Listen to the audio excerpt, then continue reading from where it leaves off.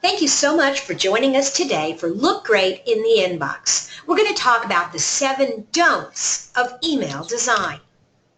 My name is Lorraine Ball and I own a marketing company called Roundpeg. We are master certified in constant contact, and today I'm going to share with you some tips and ideas on good email design. If you've got questions during the event, please hit the little question button and fill it out.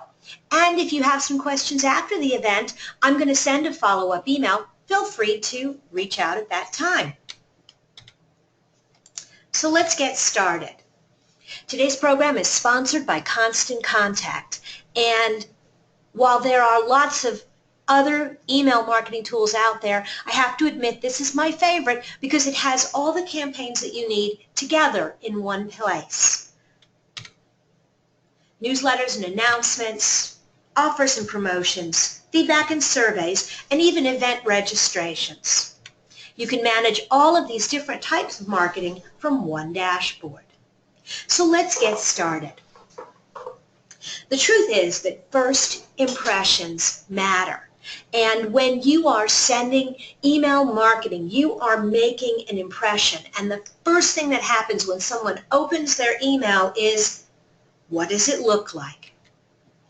There's a huge difference, and I love this little graphic, between one wilty little flower or something really beautiful and engaging. Which of these images is going to pull you in, is going to attract your attention?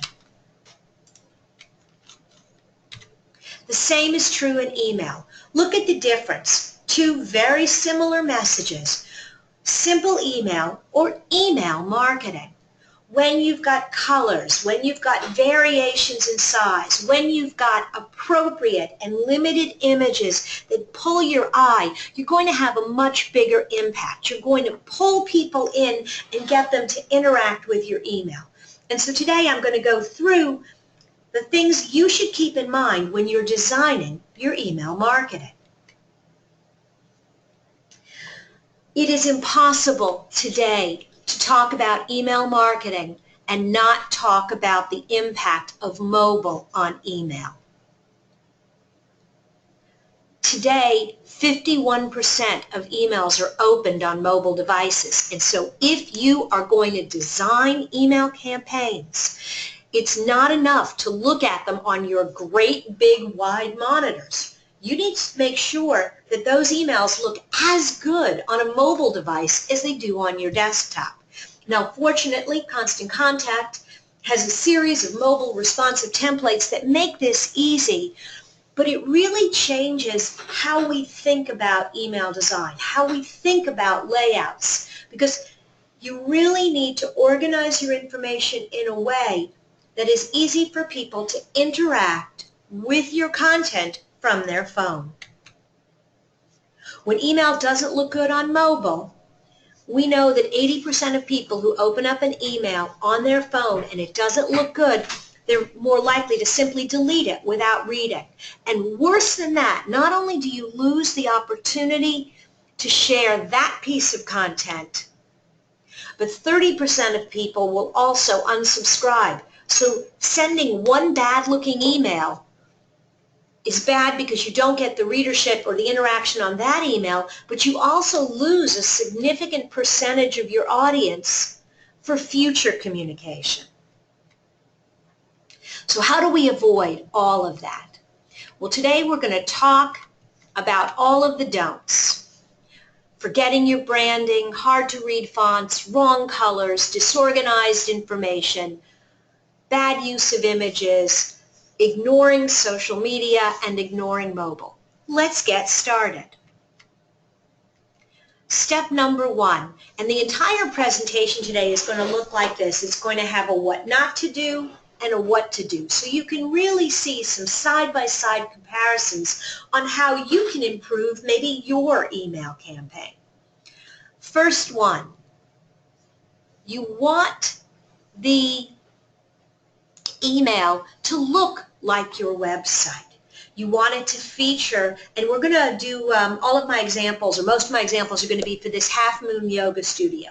And what you notice is that their brand colors are green and purple. And so when you open this email, you see green and purple. In the old example, you've got a teeny little logo. Let's make that logo bigger. Let's let people know who this email is coming from. The other thing, and this is a subtle thing with branding, but your logo should be on the left or center. You never want it in the upper right like this. This isn't stationary. This is an email, and you want to make sure that that logo presents appropriately when someone opens your email. You don't want to use random colors. You want to use beautiful images that give a nice, clean presentation of the information with clear calls to action. You want to think about how you're going to be most recognizable and make sure that your branding is consistent across all of your platforms. If you have a Facebook page or a Twitter profile, it doesn't have to be exactly the same image, but there should be some continuity.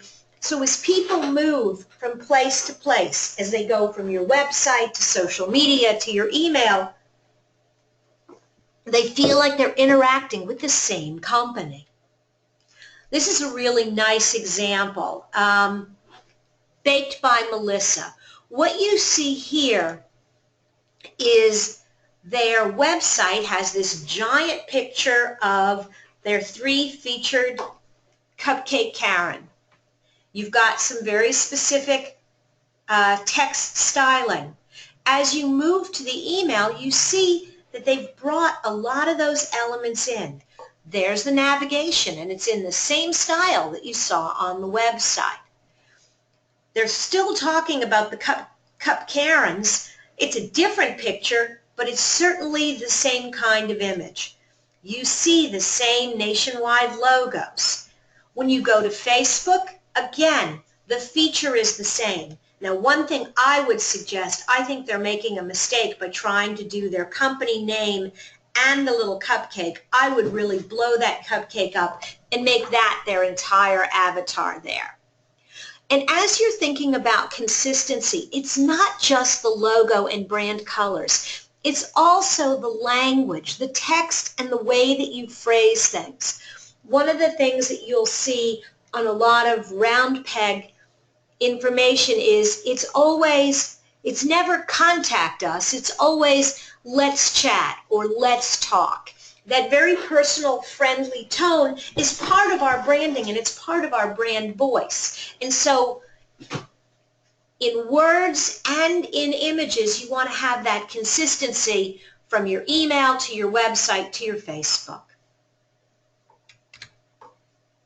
All right, let's talk about font, because this is a place where I think people make a lot of mistakes in email.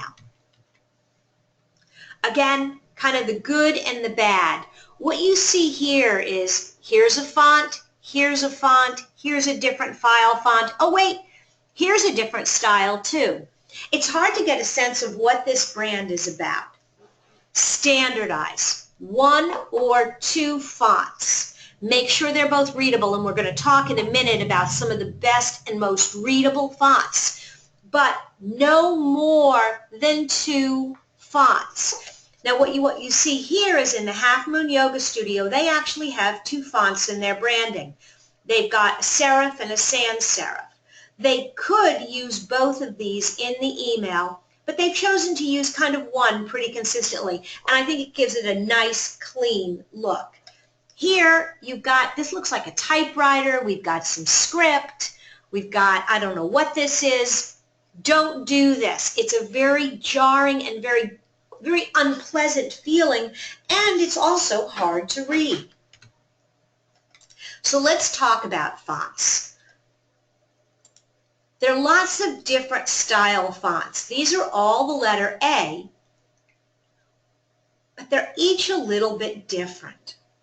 Some of them have tails, some of them are very, very straight, some of them are very ornate. Hint, ornate fonts like this third one are only good for logos and really big text. Do not ever, ever, ever use anything this ornate if you really want people to read more than 1 or 2 words. Essentially, though, fonts fall into two categories. That very ornate is a display font, and I'm not even going to talk about that. But you've got two main categories, serif and sans serif. For those of you that remember your Latin, sans serif means without serifs. Serifs are these little tails. Now, when we were going to school, and I say we, for those of you in the audience that are close to my age, I'm not talking to the millennials, because by the time you got to school, everything was online and your textbooks were actually in sans serif. But for those of us that are a little bit older, you may remember the Dick and Jane readers, and you may remember that the text had kind of these little tails. This style of font is ideal for printed material. Why? Because the tails actually pull your eye across the page.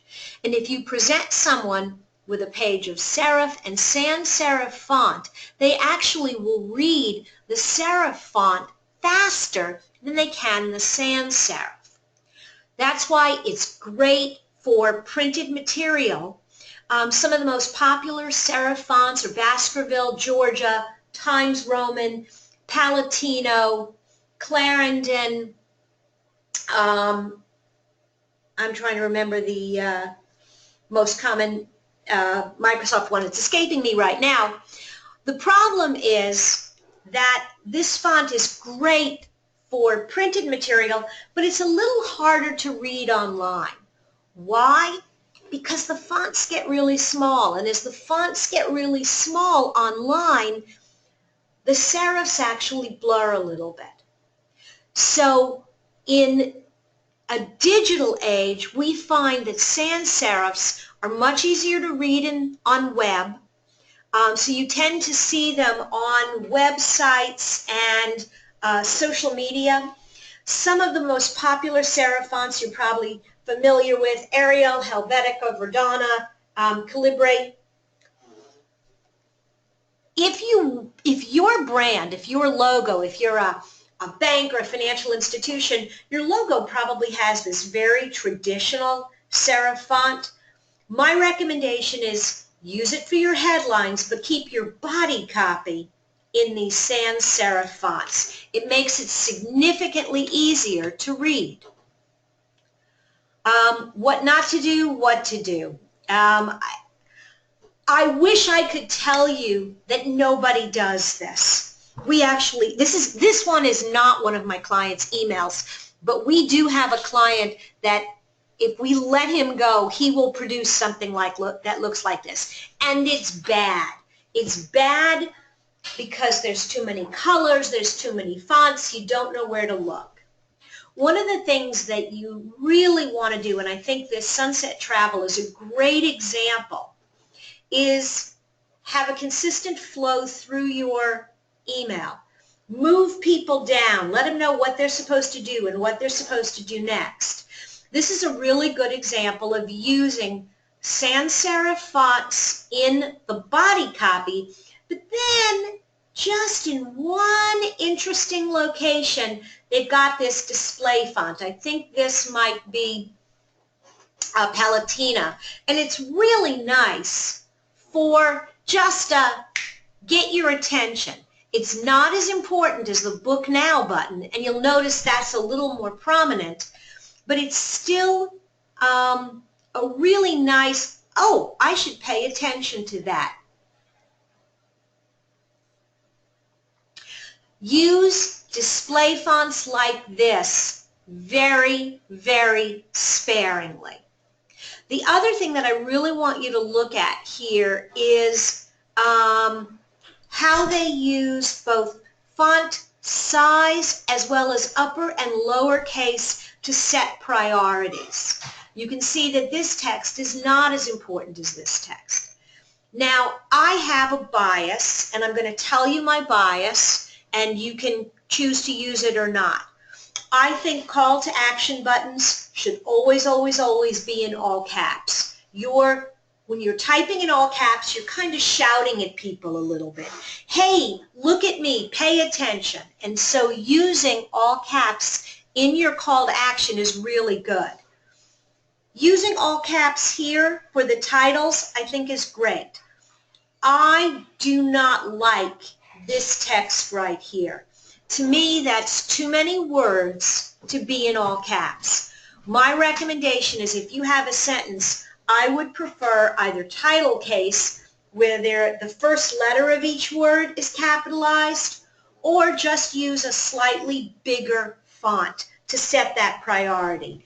But this many words in all caps gets a little hard to read, and I actually think it kind of fights a little bit. But in general, I think this is a really nice example of using different font sizes and styles to move you through the email. Oh, and Comic Sans, they've got that Call Us Now in Comic Sans. Do not ever use that font. I don't care that you think it's cute. It isn't. It doesn't belong in emails. It doesn't give your company a fun, edgy feel. You look silly. And if you're doing something for more of a consumer-based, find a different, more interesting font. All right, let's talk about color, because this is another place where I think people really, really miss an opportunity to attract your attention and drive your eye to the right place. So let's go back to our examples. Again, you've got in this example, they're using colors that have nothing to do with the brand.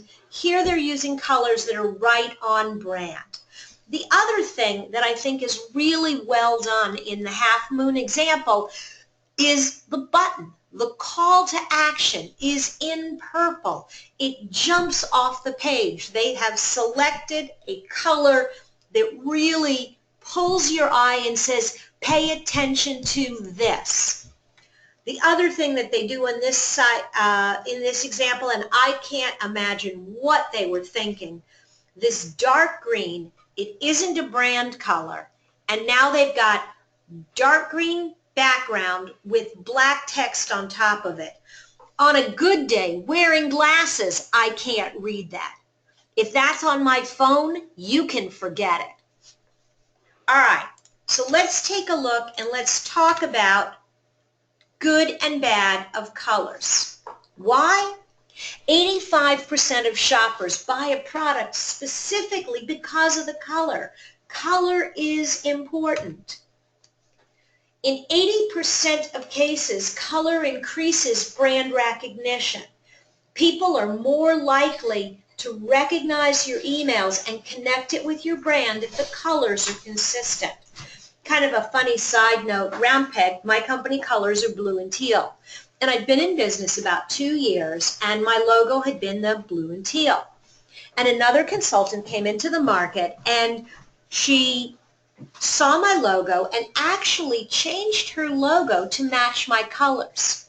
She sent out an email newsletter, and I got 2 or 3 emails from friends who said, hey, I saw this, and at first I thought it was yours. So what she had done by copying my colors was every time she sent out an email, people were thinking about me. They had already associated those colors with my company. So create a branding palette, create colors, and use them consistently. And interestingly, 40% of people in the world say blue is their favorite color. So blue is one of those colors that you can use if you're looking for safe colors, if you're looking for something that's going to make people feel calm and reassured, blue's going to work for you. Let's take a quick look at some of the emotions behind different colors. Yellow. Yellow tends to be an optimistic and youthful color, and it's great to get the attention of people, window shoppers.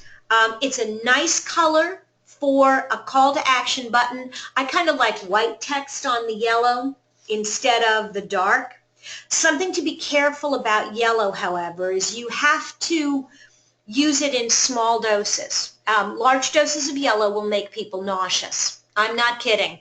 There was a study that was done nursing homes, because they thought yellow would be youthful and optimistic and happy. They painted all the walls in this nursing home yellow, and they found that people were more often likely to be nauseous. Limited doses. In general, red, when you show people different color swatches, seeing a little bit of red will increase heart rate, and it creates a sense of urgency. On the one hand, red says stop. And on the other hand, it says emergency.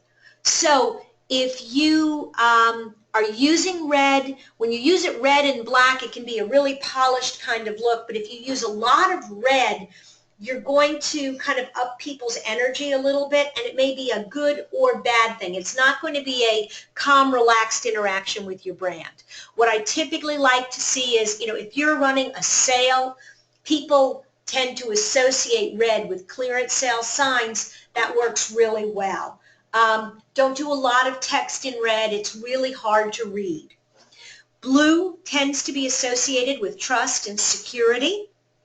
So you see a lot of banks and lawyers tend to use blue. IBM, big blue. Blue's a really nice color because it has high readability, and particularly dark shades of blue are actually as easy or easier to read than black. It's nice for titles. It's a very calm color, so I wouldn't necessarily use it for my calls to action. Green tends to convey a sense of wealth and relaxation. It's actually the easiest color for people to process, which is why I think as the internet grew, you saw a lot of the blue, the green, and that orange. It's an easy color. It pulls people's eyes. Dark shades of green also in the pine green family tend to be highly readable. In the lighter green, they actually are pretty good for calls to action. I don't really like light green in text. As you look across this page and you look at the yellow, the red, the blue, and the green, I think the blue is the most readable in that top row. Orange is a little bit more aggressive. It is a great color to use on your calls to action. Buy now, let's chat, subscribe, do this. Orange is definitely my favorite call to action color. Black tends to be associated with luxury products, and black and white photography tends to be associated. Really high-end products feel like they can use the products in black and white because the product is that expensive and that classy. You're going to know, you're going to just want it. We have a company that we use a lot of black and white photography, and then we either overlay an orange call to action button or a green call to action on top of the black and white photography, and it looks really good. Pink tends to be a girl color. Even the stronger colors of pink and purple tend to be more feminine. I've seen some use of purples and blues or purples and greens on internet products, and I think that works really well. Pink is more of a very feminine color. Purple is actually a women's power color. So if your product is directed at professional women, purple calls to action will work very well. If it's more softer marketing, then maybe a little bit more pink around the edges. But it's not enough, and if you're interested in more on this topic, go to Kissmetrics. They have a lot of information on color psychology. It's not enough to pick a good color. It is also important to have good contrast. Bad contrast, people can't read. So if you can't read it, your customers won't read it. And I have seen all of these horrible examples. You want to avoid extremely bright color combinations. So if you've got a really bright blue, like some of these, use white on top of it. Oh my God, this purple and red almost vibrates off the page at me.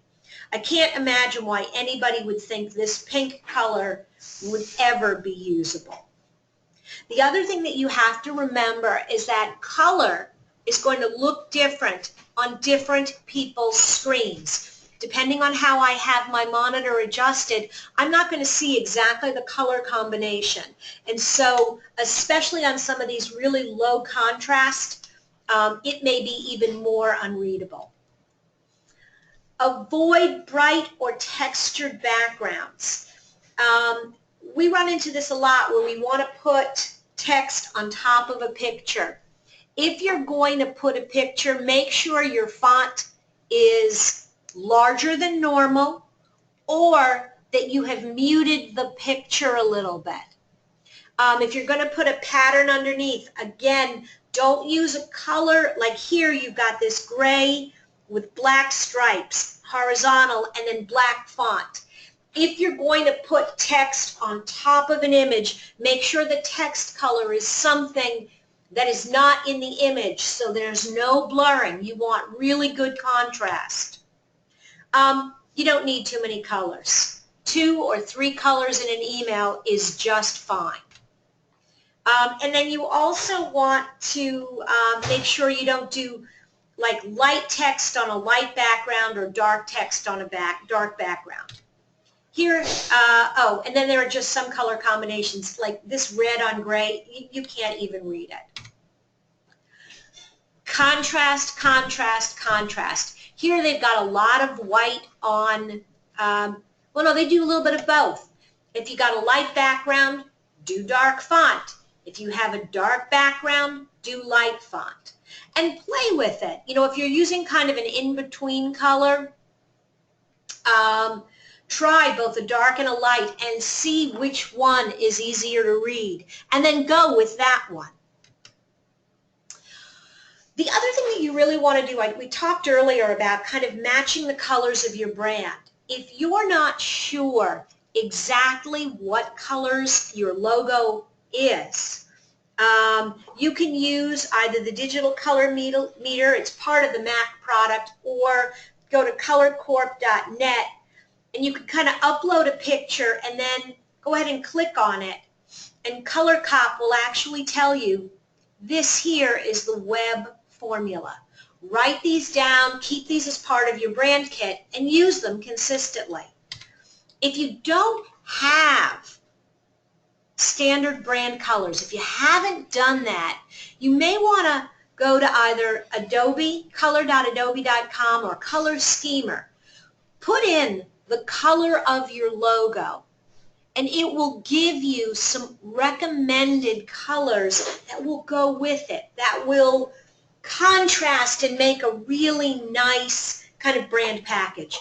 Obviously, working with a professional designer, they're going to do this for you, but if you kind of want to do it on your own, this is a nice place to give you that interim, and then again, you get the RGB formula, which you need for Microsoft products, and the WebSafe formula that you need for your website and Constant Contact.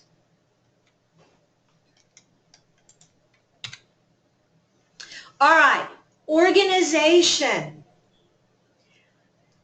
I want you to take a look at the difference between these two. This sort of jumbled mess, information shoved everywhere, and a very well structured, very well organized, I read this first, then I click here, or I read this.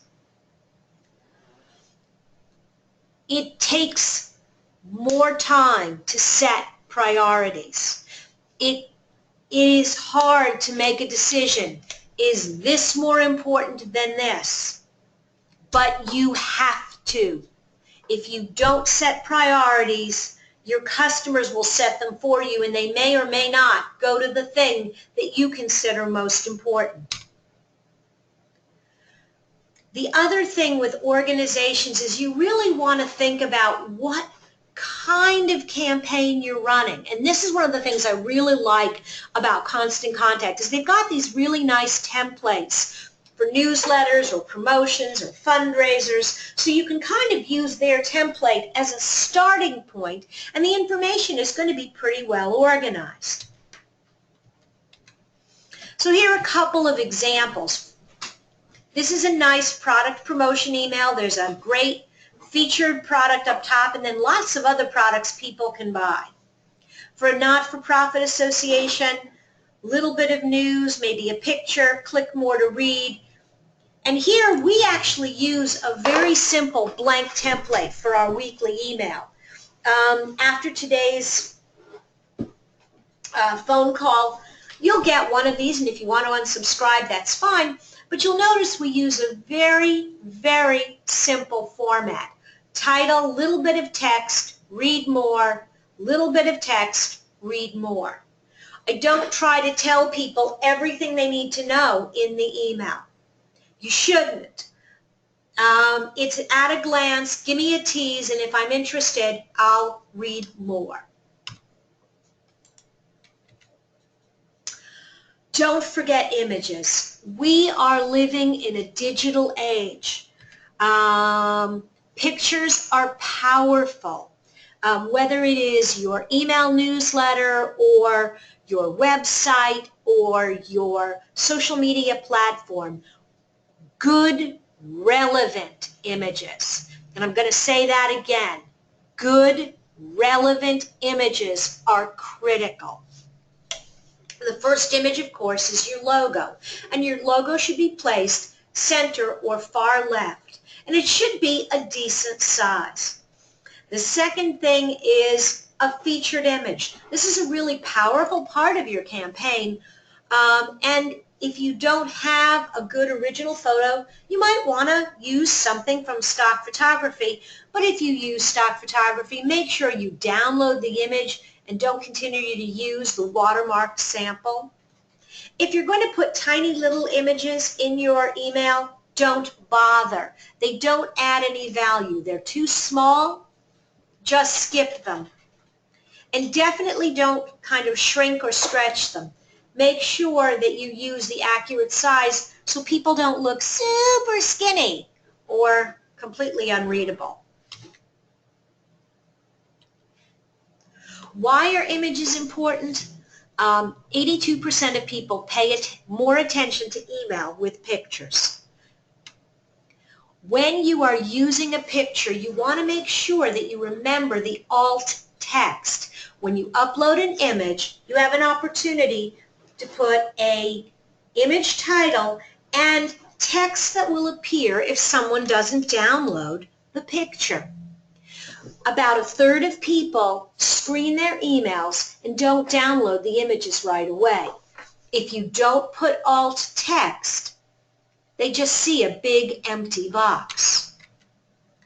You want to have 3 or fewer images in your email, with the exception of if you're a retail store, you can have more product, but even there I might suggest that 3 is a good number to get people to interact with you. Whenever possible, pictures of real people, real places, or real things. Stock photography is good in a pinch. The only problem is that stock photography is available to everyone. And you may select a fabulous stock image that one of your competitors is using, or another company that you don't necessarily want to be associated with. So if it's going to be a featured image, make sure it's a unique image that you have the rights to. And stock photography can kind of fill in as needed. Don't use images of your content. And by this I mean, every now and then people create a flyer for an event. And they take a JPEG of the flyer and they paste it into the body of the email and they send it going, yep, we sent the invite. No, you didn't. Because a third of people do not download the image. They're looking for the text. So if you have a flyer for the event, pull the picture, background part of the flyer, and then copy the text into the body down here. It's got to be readable when I open my email, even if I don't download the image.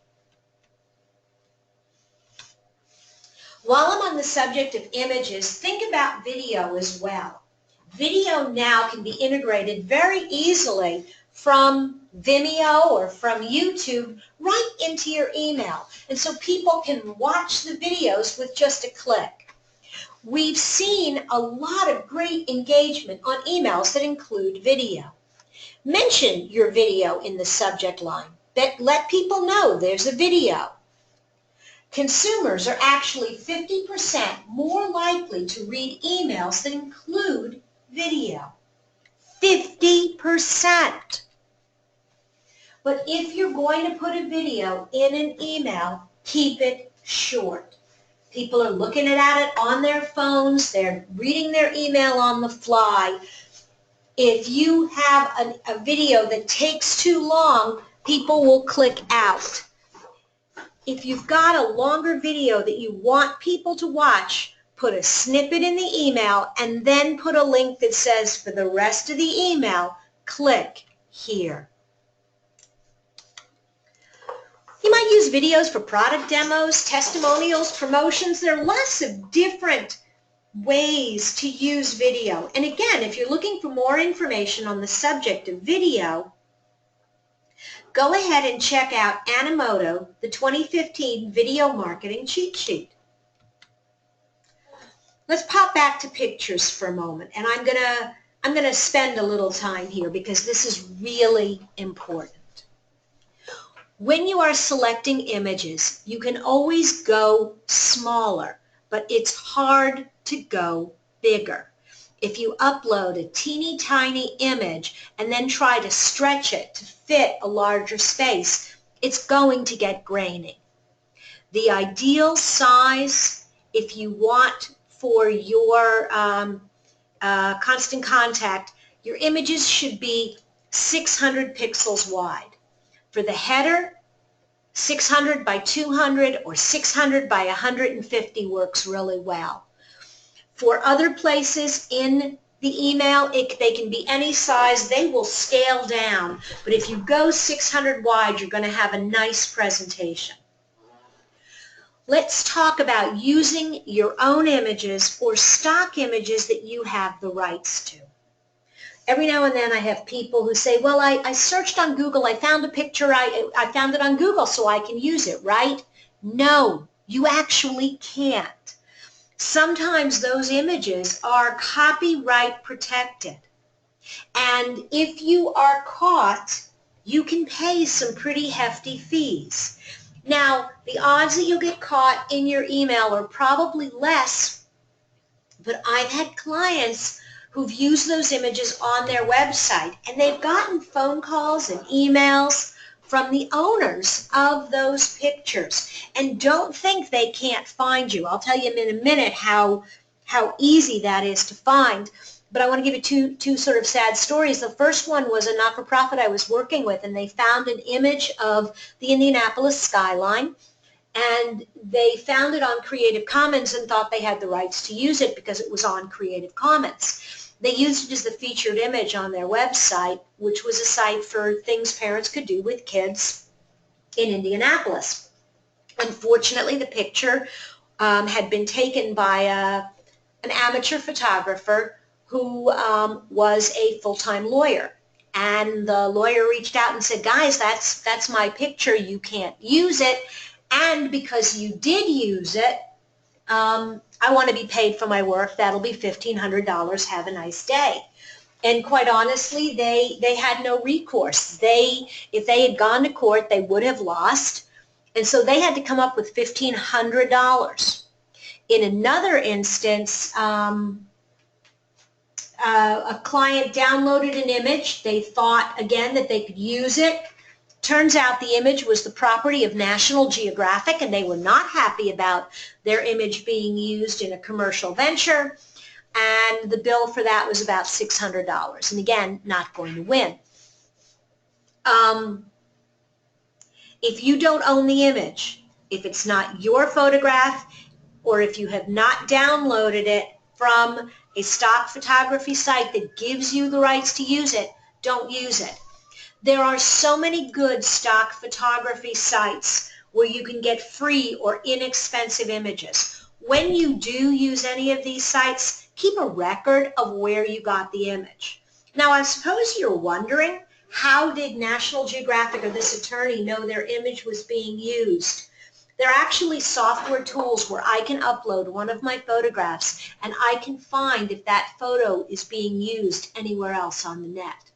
And professional photographers are very familiar with these tools. So images that you've owned or downloaded, please, please, please.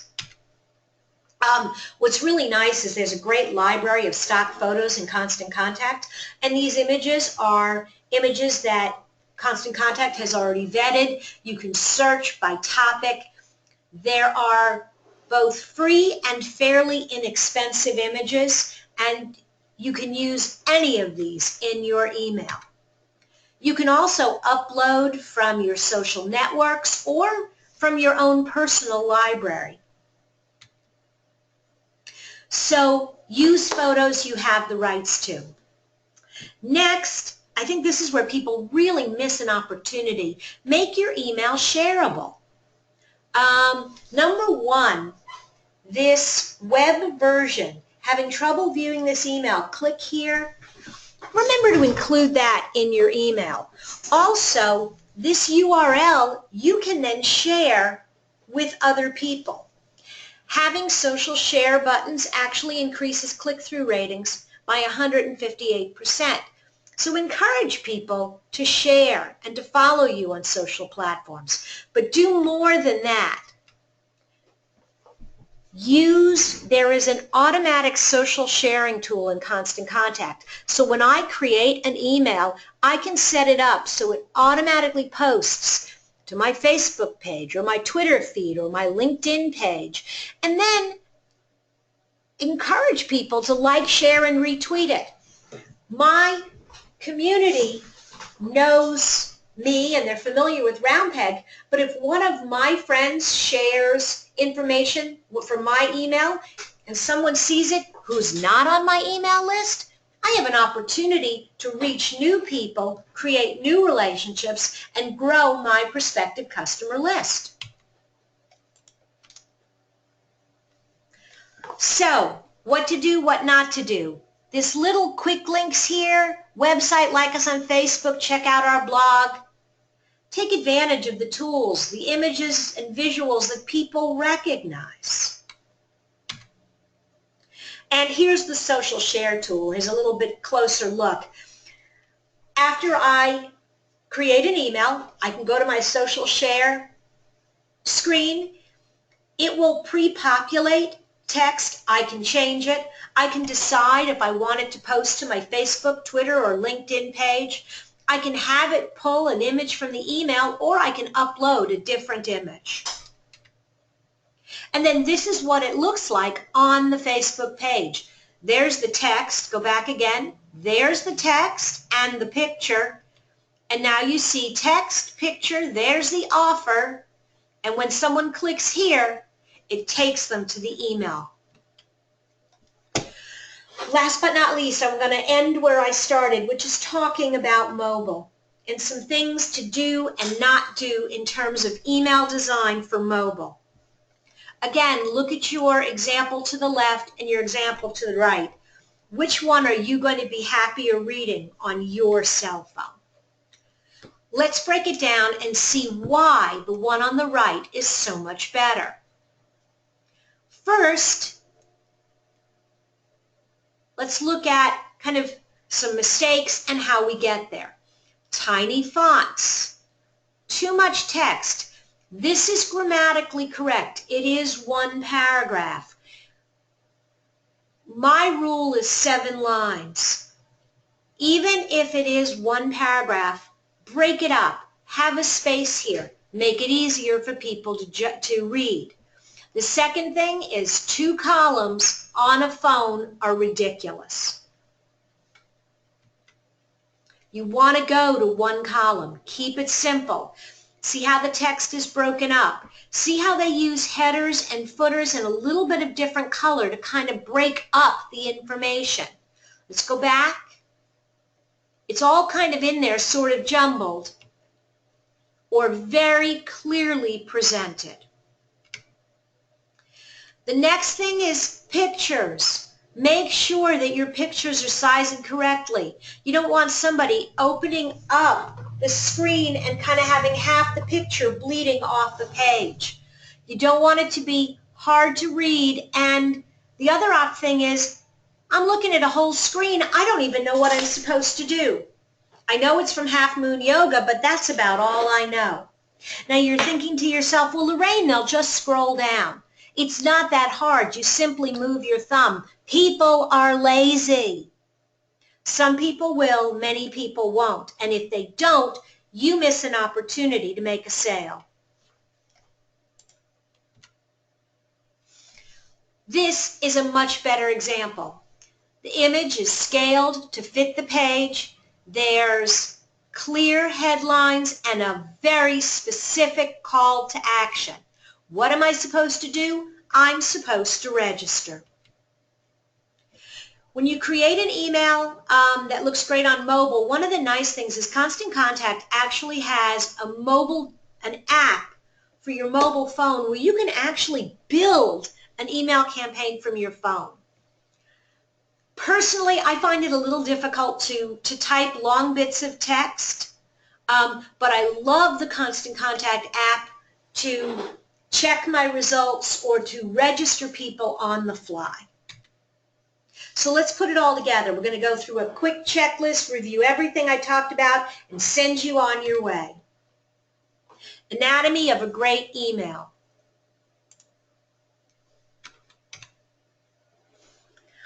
Preview pane. We didn't really talk about this today, but think about when you're sending an email to someone, what appears on their phone or in the subject line. Make sure you've got a good subject line and just a little bit of text that kind of hints at what's to come. Choose a good template that makes sense for what you're trying to accomplish. Make sure your message fits and that you are designing for mobile. Make sure that your logo is in the center or center or left side of the top of the page. Use pictures, but when you use pictures, make sure that they are clickable. People have this thing, they assume if it's a picture, I'm going to roll over, my little hand is going to appear, and I'm going to go somewhere. Stick to your brand colors